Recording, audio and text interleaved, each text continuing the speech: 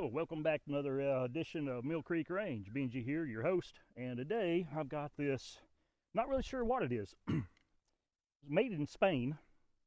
It's a muzzle loading rifle, possibly made by CVA. There was another name, Janker. I think it was Jankor, I believe how it was spelled. Don't hold me to that. I'll put it up here in the side box. But it's made in Spain. Only two notifications of Spain on this is underneath the barrel and underneath the lock. It was marked Spain. Don't know how old it is. A buddy of mine brought it to me and said, "Hey, see what you can do with it." It's been hanging up on my wall of my house basically since he moved into the house. Gun looked like it had been hanging there maybe for 100 years. Hasn't. Possibly from the 70s though, that I'm looking at, because I'll put some pictures up here and let you see the condition it was in. It was bad.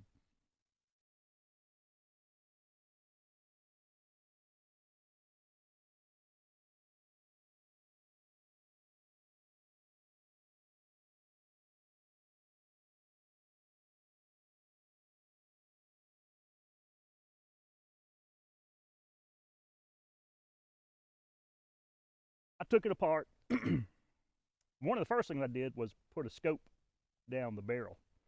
And lo and behold, one thing I did before that was I took the ramrod, placed it down the barrel. Well, it didn't go all the way down. It went to just before you get to the rear sight. That's where it stopped.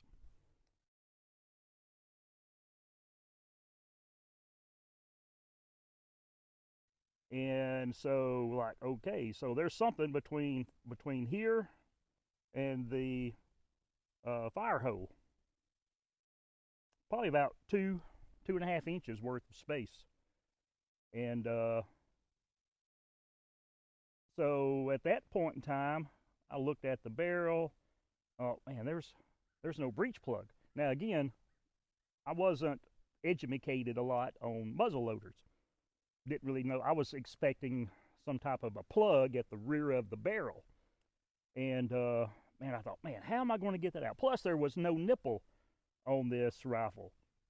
There was hardly any threads even visible. So I'm like, started hunting.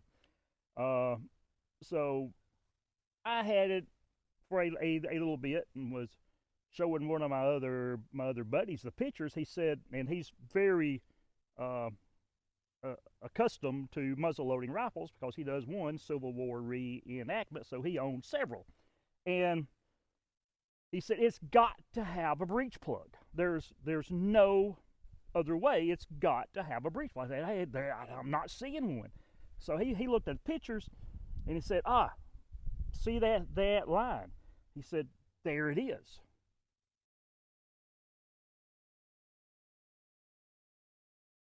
That's your breech plug, basically where the nipple is. From that point on back, I thought, you know what? I think you're right. That makes logical sense.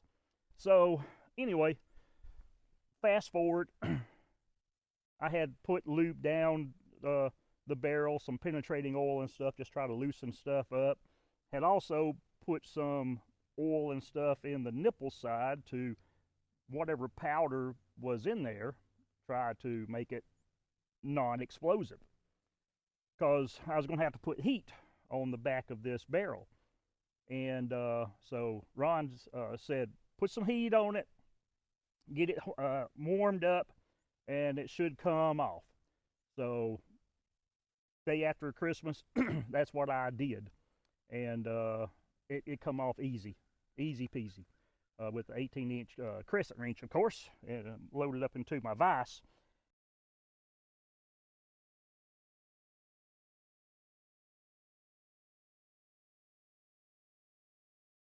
And so I got it off and pushed the projectile out in powder from the backside, and the powder looked like junk. It was almost like flour, but black, with some rust in it. The projectile ended up being a round ball. The front of the round ball was kind of flat, and kind of mushroomed with whatever tool that they were trying to use to compress it, or whatever they were trying to do. It really deformed the ball on the front side.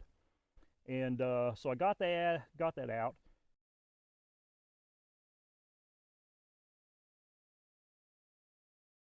The buddy that gave me the gun to work on it said it was a 50 cal.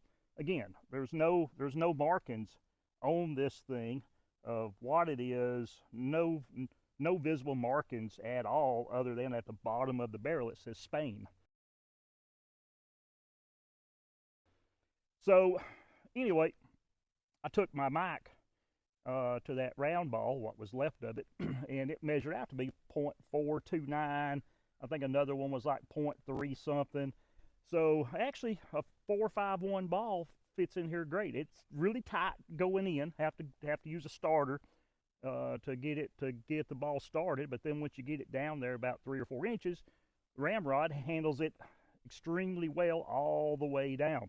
There's I'll say a tight spot, maybe 2/3 of the way down. You got to sort of drive it a little harder, probably a ring of rust. If you look at, I'll put up one of the bore scope videos here, so you can see the condition of the bore before and after.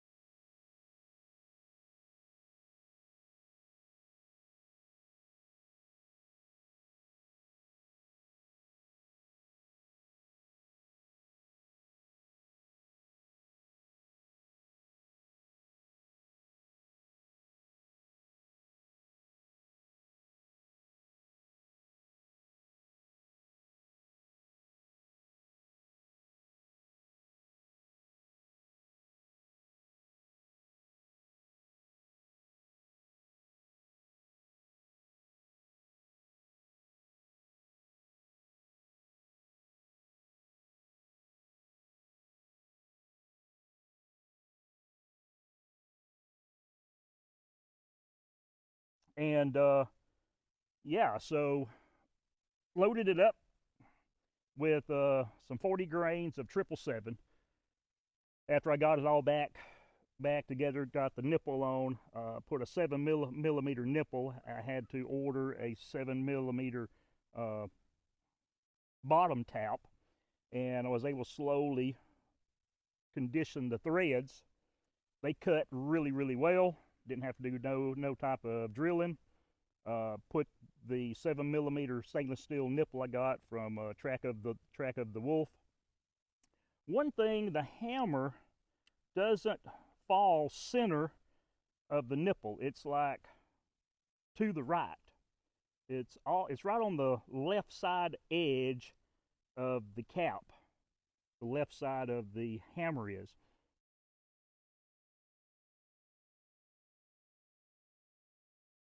Now, I took my mount gas and heated this up, put the lock inside of a vise, heated it cherry red, and took a hammer and tapped it over some. I didn't want to do too much because I was afraid of doing irreversible damage. So I stopped, and it's better than it was, and the caps do fire off, so left it as is.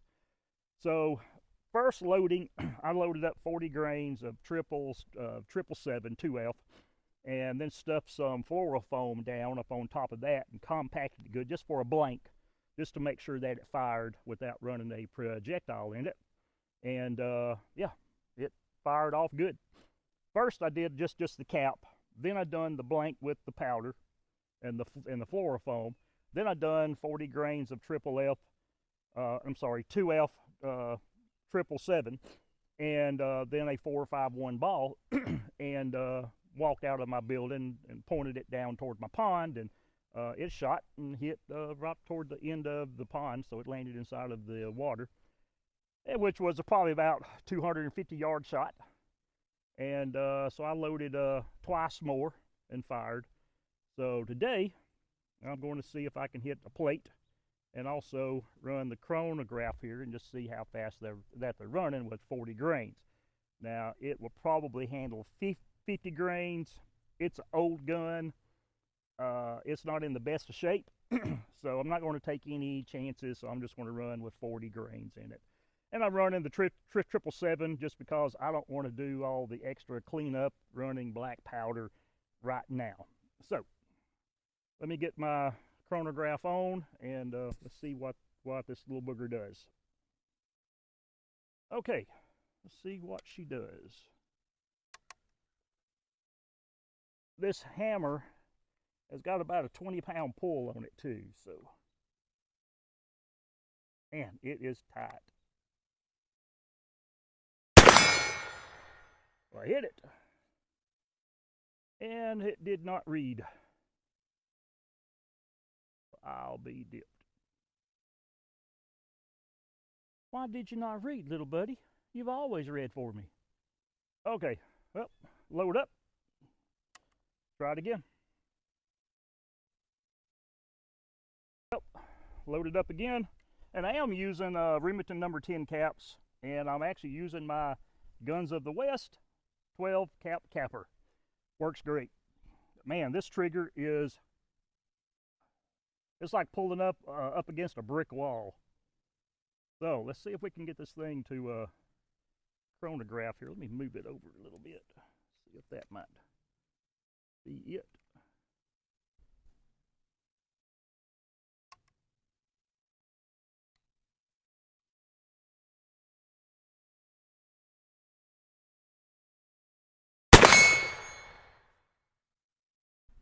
Again, did not read. So it's set for 600 to 1700. I'm going to change it. Oh, no wonder. I thought it was, I had set it to 600 to 1700, but no, it's set for 1700 to 5000. My bad. That would be why. Duh. Okay. Maybe it'll read this next shot. Okay, let me load up again and be right back. And this method right here, I learned this from Jake at Everything Black Powder. Ha ha, thank you, Jake. Okay, so that's this is going to be shot number 3. Let me put a cap on and we'll be ready. I'm not running a loop wad, I'm just running powder and a ball. Okay.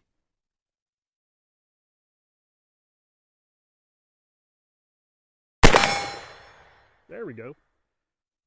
It's actually running 1,715 feet. 1,715. Impressive. I was expecting it to be lower. What does that tell you? Those that has more experience with these firearms, muzzle loaders, rifled muzzle loader. I was expecting 13. Wasn't expecting 17, that's for sure. I'll be. She's shooting good. So I'll run the camera down and on the plate here shortly. Okay, load up again. Okay, now see if, okay, so I got it loaded up again. Let's see if I can hit the target this time. Who knows? Hit it every other time. A bit of a hang. Okay, so it hit a little low of where I was aiming. I sort of aim in the middle of the plate. Okay, I think I'll load up one more. Try it again. One more shot. If I hit it. bruising my fingertip just pulling this daggum trigger.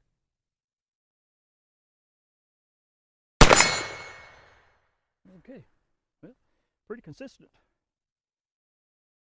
I was aiming about 4 inches, 3 inches above, but I'm also about maybe 20, 25 yards too, so not that far back. Okay, sweet. Well, okay, folks, there it is. Went from a wall hanger to a shooter. Now, it's not the best of shooters. I think get the hammer bent over just about maybe an 1/8 inch would be great. And so it's squaring up on that nipple better and lightening the trigger pull. Lightening that trigger pull, I think, would go a long way with it. I mean, where I'm hitting about 3 inches lower than where I'm hitting, it's off just to the left just a little bit.